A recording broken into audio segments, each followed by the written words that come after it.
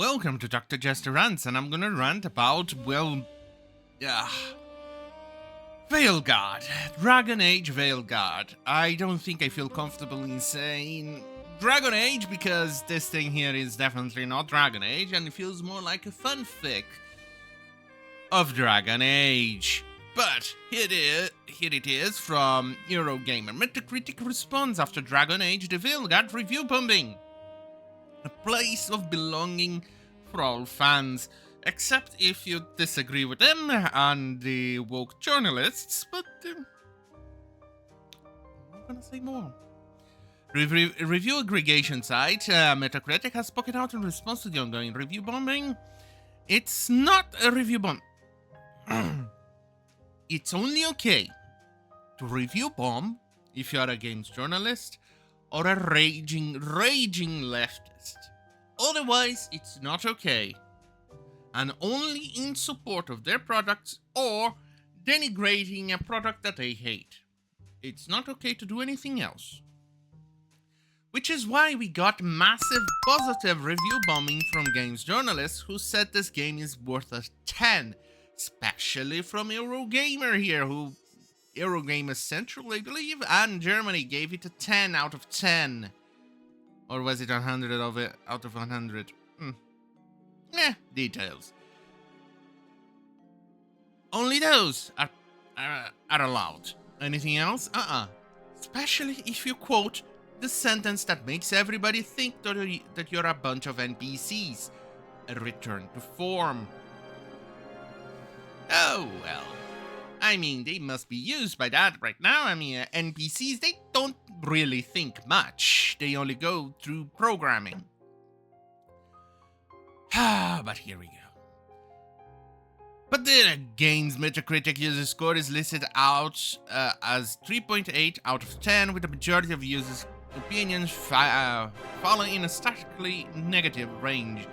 Well, yeah, especially because on Steam, apparently you need to purchase the game, that's for sure, always been there, but you need to play it and keep the copy for the negative review to count on the score itself of the game. Otherwise, if you refund it, even if you did so and played 1 hour and 59 minutes, your score, a negative one, will not be counted towards the grade or the final score for the game. So initially it will count, but then as soon as you refund, it's out of the final tally. So that's why Steam has 74% right now at this exact fucking moment. Let's take a peek. Where is it? Here it is. It's 73.5%. Or 73.50%. Right now, this is SteamDB. Currently, it's standing at 48,654 players. And the numbers are falling quite exponentially right now, and it's not looking very good. Especially if you consider, well, games like Factorio, which, surprisingly enough, it's a very niche game. Very niche game. It's a strategy survival game that you build a factory and you need to manage it, and it's not an easy thing. And it's top-down, 2D, and there's little to no dialogue and things like that. And so, basically, it's a niche game that is basically what I like to call gaming on crack, because this thing is really addictive. But even that game, which is very niche, still managed to beat, a multi-million-dollar game, which maybe costed 200 million, give or take, based on the rumors and assumptions that is going around, and took 10 years to make. That's not looking good for a game that took this long to make. And this much to make it, I think you needed at the very least 500,000 players to maybe break even or justify the development costs. But here it is, we have another one, Baldur's Gate 3, which shows that they are, well, managing to beat Veilguard, and this game was released more than a year ago. Funnily enough, it had an increase in numbers during the weekend, which managed to still beat the recently released garbage that it is the Veilguard. But to make matters worse for the Veilguard, we have here from Endymion, yeah, there you go, some sources. I'm gonna quote him here on this.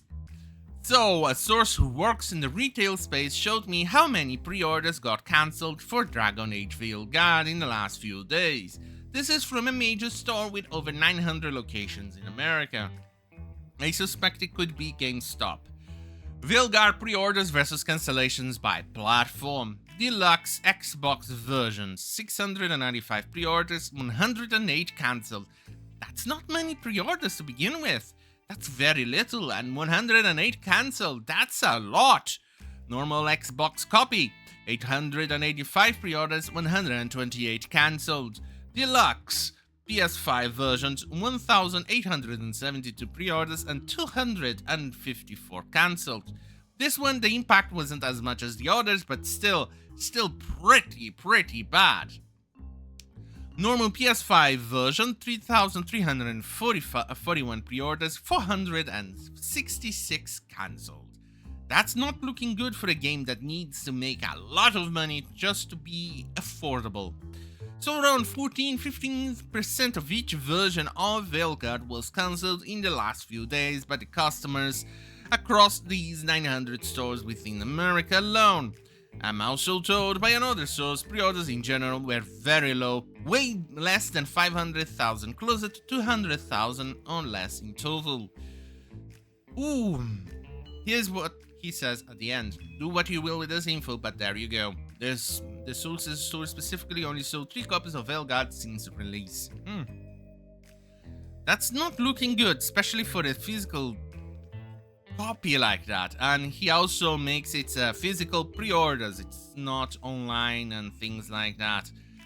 But you look at the face of the character that basically killed the franchise and destroyed it completely and made it unbearable, because this character here was written as if it was a child that it needed to be pampered, otherwise it throws a temper tantrum. And this is a very bad RPG because you can't do anything. A good RPG means that you could get out of having certain companions. You could, well, potentially have them killed or something like that. Here you cannot do that, and to have a good ending you need to go through the cringe that is the side quest of this Kunari. And to make matters worse, yeah, the voice actress for this character is as you would expect. It looks exactly as you'd expect. There you go. That's the voice actress for the Kunari. It is, well, now you know. Now you have the voice. It says here right now on the IMDb, this person did the voice for the shit character. No wonder it's so lifeless and at the same time it's so cringe. Here we go. From that dark place, Dragon Age the Veilguard will not have any DLC or expansions as BioWare shifts focus to Mass Effect 5. So this is actually literally showing that they are not that interested in making more stuff for this game. So whatever you have right now for Dragon Age the Veilguard is absolutely, that's it. It's that right there. They are definitely giving up on it. And they saw the writing on the wall, but then again, it was already too late. They already invested millions in this garbage, so better just put it out and see how it goes. Albeit it potentially could have been more affordable if you could just get a tax write-off. After all, you did that multiple times to Dragon Age Veilguard. I think this game was cancelled twice in its development, and remade twice in its development hell that it was. But before I continue, here is a trailer with far better writing than this garbage.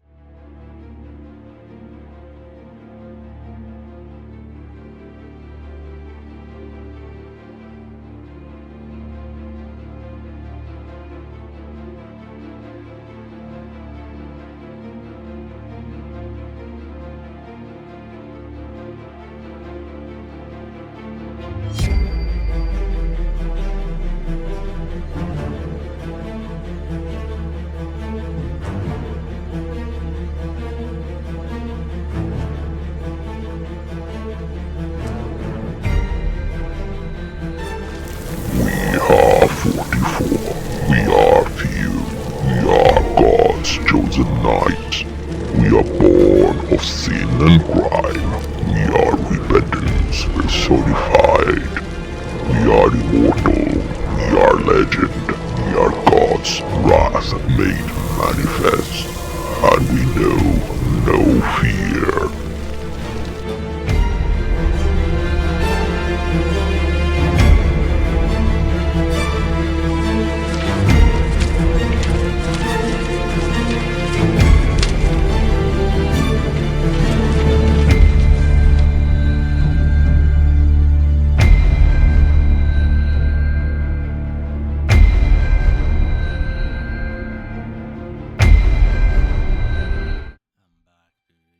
Right. So, here we have Thomas Mahler. Here developed Ori, Will of the Wisps, and No Rest for the Wicked. So very good games. Eventually I want to buy it, but I'm a little bit short on cash and I need to save it. But overall, he basically really puts it out there that this game has no good writing. I suggest you go and read what he wrote, and it's actually pretty good. He even shows examples of the shows and things like that it was in the 80s, which was supposed to be safe, etc. And then there were examples of people breaking the mood, which was The Simpsons and Fresh Prince of Bel-Air. And then he shows good shows like Sopranos, Breaking Bad, The Wire, and I'm even going to go right ahead, and there were other shows too. Even though Star Trek was a little bit safe, Sequest was also pretty good, and many other shows during the time. But he does make a very good examples and very good stuff. Here it is what he says. I don't know why we're suddenly thinking that this is okay. Your job as a writer is to write about things that are heartfelt, interesting and true, to draw people into the world that you created, and if this is the best that you can come up with, you shouldn't be a writer in the first place. I agree. I know writing sometimes it is not an easy thing to do. Creation and other things like that, you need to think on dialogue, how they are interacting. Is this genuine interaction? It's just something that you want to put there without any sense of it being true. Can these characters actually interact this way? Are their personalities actually compatible with that certain interaction? Or are you just making shit up? For instance, you cannot make Darth Vader have a very funny moment out of nowhere. And suddenly, that is, well, it goes entirely against his personality.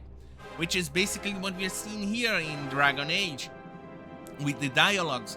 I'm pretty sure you already saw multiple videos of the dialogues of this game, including the dialogues between Tash and Emmerich, or yeah, I think so, in which there's like a sudden shift. You can see it's a very fast shift in dialogue, and still it is you pandering to the child in the entire group, which is Tash. You cannot make that monstrosity be pissed or anything of the sort. And if you do, it starts breaking things up. And it's a constant pandering.